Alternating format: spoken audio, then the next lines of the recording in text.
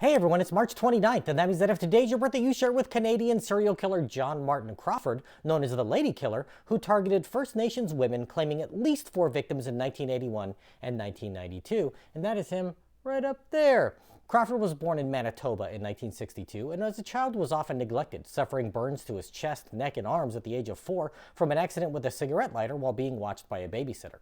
His experience with babysitters soon became even worse, with one molesting him that same year, and again when he was 7. Crawford's mother was addicted to bingo parlors, and his stepfather was a gambling addict who frequently gambled away his entire paycheck as a cab driver, so they were too busy to pay much attention to him. He ran away from home multiple times, starting at the age of 3, and by the age of 12, he had become a bully, picking on smaller children as well as developing a glue-sniffing habit. In his teens, Crawford picked up alcohol and harder drugs, including LSD, mushrooms, and prescription pills.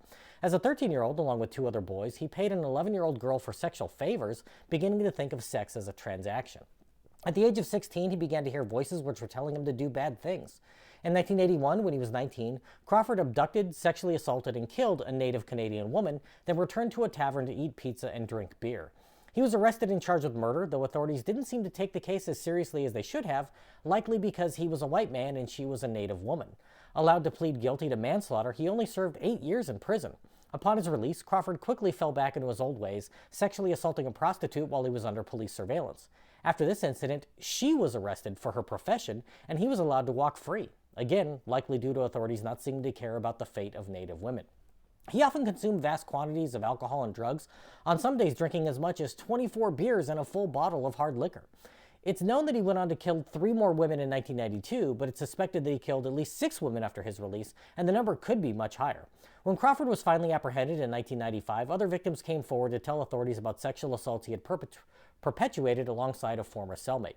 His killing spree is detailed in the book Just Another Indian, which is focused on the indifference the police showed throughout the case because the victims were predominantly First Nations women. His trial was overshadowed by that of serial killers Paul Bernardo and Karla Homolka. Scroll down to May 4th for more about their case, going largely unnoticed by the media in favor of the more photogenic killers in court at the same time.